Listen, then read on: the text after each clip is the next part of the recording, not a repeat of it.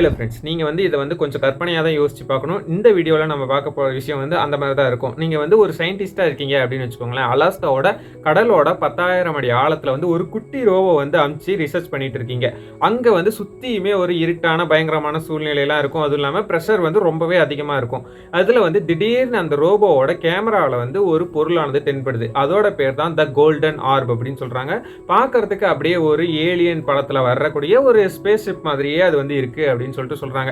இல்லைனா அது வந்து ஏலியனோட ஒரு மர்மமான ஒரு விலங்கோட ஒரு முட்டை மாதிரியும் இருக்கு அப்படின்னு சொல்லிட்டு அதை வந்து கொஞ்சம் ஒரு பயங்கரமான பதட்டத்தோட நீங்க பாக்குறீங்க அப்படின்னு வச்சுக்கோங்களேன். அப்ப நம்மளோட மைண்ட் செட் வந்து எப்படி இருக்கும் அப்படின்னு சொல்லிட்டு யோசிச்சு பாருங்க. அந்த மாதிரியான ஒரு பயத்தோடையும் ஒரு விறுவிறுப்பான ஒரு முக்கியமான விஷயத்தோடையுமே அந்த முட்டையை வந்து அவங்க வந்து அந்த ரோபோவோட கேமரா வழியா வந்து பார்த்துருக்காங்க. இதை வந்து மேலே எடுத்துட்டு வந்து இதை வந்து தொட்டு பார்த்தோம் அப்படின்னா அது ஒரு மாதிரியான ஸ்கின் ஸ்ட்ரக்சரா வந்து இருந்திருக்கு. அதாவது இப்போ ஒரு தோலை தொடுறோம் அப்படின்னு வச்சுக்கோங்களேன், அந்த மாதிரியே வந்து அந்த முட்டையானது இருக்கு. இது என்னன்னு தெரியாம ஒட்டுமொத்த உலகமே வந்து குழம்பி போயிருந்துச்சு. ஆனா இப்போ அமெரிக்க விஞ்ஞானிகள் அந்த மர்மத்தை உடைச்சிருக்காங்க. அது ஏலியனோட முட்டையா இல்ல எலான் மஸ்கோட ஒரு சீக்ரெட் ப்ராஜெக்டா அப்படின்னு சொல்லிட்டுலாம் எதுவுமே கிடையாது அப்படின்னு சொல்லிட்டு சொல்லியிருக்காங்க. அது என்ன அப்படிங்கிறத பத்தி தான் இன்னைக்கு நம்ம வீடியோல டீட்டெயிலா வந்து நான் உங்களுக்காக எடுத்து வந்திருக்கேன். வாங்க வீடியோக்குள்ள போகலாம். நான் உங்கள் பிரபாஸ் ரவீந்திரன். இது உங்கள் டாக்கிங் பிக்சர்ஸ்.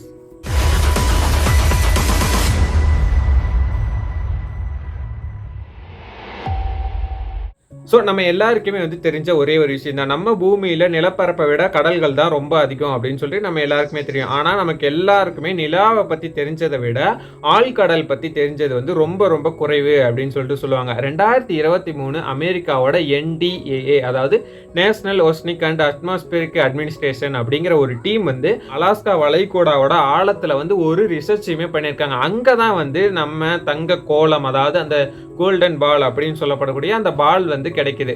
சுமாரா சொல்லணும் அப்படின்னா அது வந்து 10 சென்டிமீட்டர் அகலம் கொண்டதா இருக்கு அப்படின்னு சொல்லிட்டு சொல்றாங்க. ஒரு பாறையோட அது வந்து ஒட்டிக்கிட்டு இருந்துச்சு அப்படின்னு சொல்லிட்டு சொல்றாங்க. அதோட ஒரு பக்கத்துல வந்து ஒரு ஓட்டையுமே இருந்துச்சு அப்படின்னு சொல்றாங்க. அப்படின்னா அதுக்குள்ள இருந்து ஏதோ ஒண்ணு வந்து வெளியே வந்திருக்கணும் இல்லையா அப்படின்னு சொல்லிட்டு சில கன்ஃபியூசஸ்மே அப்ப வந்து எழுந்துச்சு அப்படின்னே சொல்லலாம். இதை பார்த்து வந்து உடனே இன்டர்நெட்ல இது வந்து ஏலியன் முட்டை, கடலுக்கு அடியில வந்து ஏலியன்கள் வாழ்றாங்க அப்படின்னு சொல்லிட்டு சில பொருளையுமே வந்து கிளப்பிட்டு இருக்காங்க. ஸோ இந்த மாதிரி ஃபேக் நியூஸ் வந்து ஸ்ப்ரெட் ஆகிட்டு இருக்கும்போது அப்போவே அந்த விஞ்ஞானிகள் வந்து ஒரு பக்கம் சும்மா இருக்காமல் அவங்க வந்து மெதுவாக அந்த கேமரா பக்கத்தில் இருந்தால் அந்த ரோபோட்டிக் கையால் வந்து அதை அந்த பொருளை வந்து தொட்டு பார்த்துருக்காங்க. அது வந்து ஒரு டிஷ்யூ மாதிரி ஒரு சாஃப்டாக இருந்துச்சு அப்படின்னு சொல்லிட்டு சொல்கிறாங்க.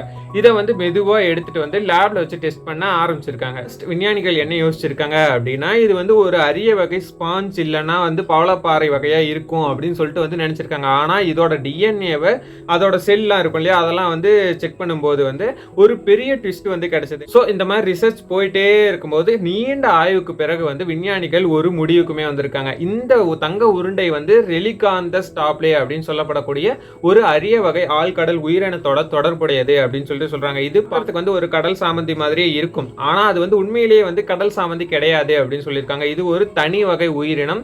2014 தான் இந்த ஸ்பீசிஸை வந்து கண்டுபிடிச்சாங்க அப்படின்னு சொல்லிட்டு தெளிவான விளக்கத்தையுமே கொடுத்திருக்காங்க.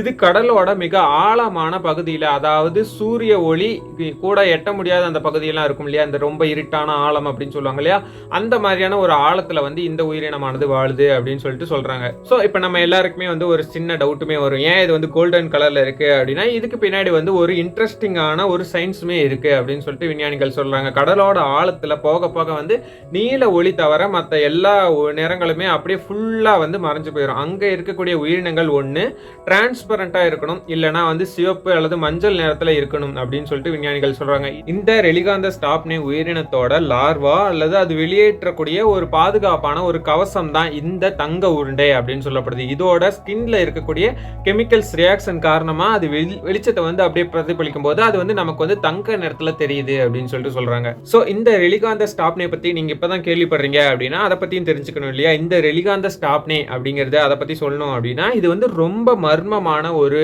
முக்கியமான ஒரு கால்கடல் வாழ் உயிரினி அப்படின்னு சொல்லிட்டு சொல்லலாம்.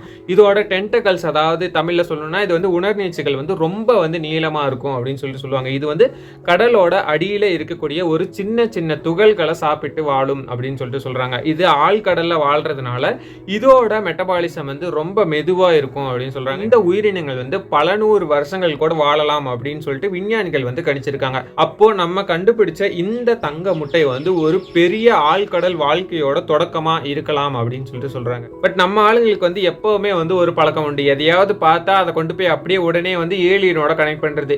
பட் இந்த தங்க முட்டை விஷயத்திலுமே அதே தான் நடந்துச்சு அப்படின்னு சொல்லலாம். ஆனா சயின்டிஸ்ட் என்ன சொல்றாங்க அப்படின்னா, பூமியில இன்னும் நம்ம கண்டுபிடிக்காத பல லட்சக்கணக்கான உயிரினங்கள் வந்து இன்னும் வாழ்ந்துட்டு இருக்கு. நாம இன்னும் ஸ்பேஸுக்கு போறதுக்கு முன்னாடி நம்ம கடலுக்குள்ள என்ன இருக்கு அப்படின்னு சொல்லிட்டு முழுசா தெரிஞ்சுக்கணும் அப்படின்னு சொல்லிட்டு வலியுறுத்துறாங்க.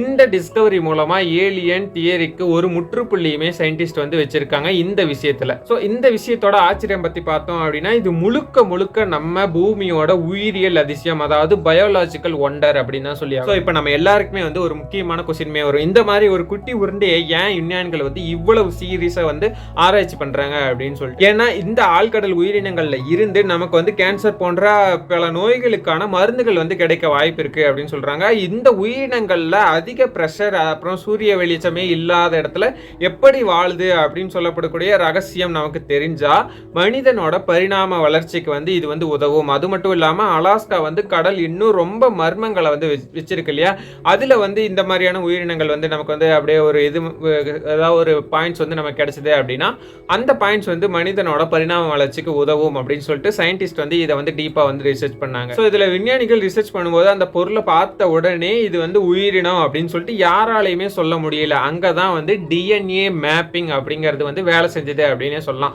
அந்த தங்க உருண்டியில இருந்த ஜெனட்டிக் மெட்டீரியலை எடுத்து உலகத்துல இருக்கக்கூடிய எல்லா கடல் உயிரினங்களோட வந்து மேட்ச் பண்ணி பார்த்தாங்க. அதுல வந்து இந்த டிஎன்ஏ மேட்சிங்ல கடைசியில இது ரெலிகாந்தஸ் குரூப்போட 90% வந்து மேட்ச் ஆயிடுச்சு. இதனால வந்து விஞ்ஞானிகளால உறுதியா வந்து இந்த விஷயத்தை வந்து வெளியில கொண்டு வந்து சொல்ல முடிஞ்சது. சோ இந்த விஷயத்துல சம்பந்தப்பட்டிருக்கக்கூடிய அலாஸ்கா வளைகுடாவை பத்தி முழுசா பார்த்தோம் அப்படின்னா அது வந்து ஒரு மர்மமான இடம் அப்படின்னே சொல்லலாம். இங்க வந்து கடலுக்கு அடியில வந்து பல மலைத்தொடர்களுமே இருக்கு. அது மட்டும் இல்லாம அங்க எரிமலைகள் கூட இருக்கு அப்படின்னு சொல்றாங்க. இந்த சூழல்ல வாழ்ற உயிரினங்கள் எல்லாமே எக்ஸ்ட்ரீம் கண்டிஷன்ல வந்து தாங்கக்கூடிய ஒரு சக்தியை கொண்டு இருக்கும் அப்படின்னு சொல்லிட்டு சொல்றாங்க. இந்த தங்க உருண்டை அந்த பகுதியோட ஒரு சின்ன சாம்பிள் தான் அப்படின்னு சொல்லிட்டு சயின்டிஸ்ட் வந்து சொல்லியிருக்காங்க. இன்னும் அங்க என்னென்ன பொக்கிஷங்கள் கிடைக்க போகுதோ தெரியல அப்படின்னு சொல்லிட்டு சயின்டிஸ்ட் வந்து ஒரு ஆர்வத்தோட அந்த அலாஸ்கா வளைகுடாவை பத்தி ஒரு உற்றுநோக்கு பார்வையோடமே அதை வந்து பார்த்துட்டு இருக்கேன். ஸோ ஃப்ரெண்ட்ஸ், இந்த முக்கியமான விஷயத்தை தான் நான் வந்து உங்ககிட்ட வந்து கொண்டு வந்து சேர்த்திருக்கேன். இந்த தங்க உருண்டை வந்து ஏதோ ஒரு ஏலியன் விட்டுட்டு போன ஒரு பொருள் கிடையாது அப்படின்னு சொல்லிட்டு நான் வந்து தெளிவா வந்து சொல்லிக்க விரும்புறேன்.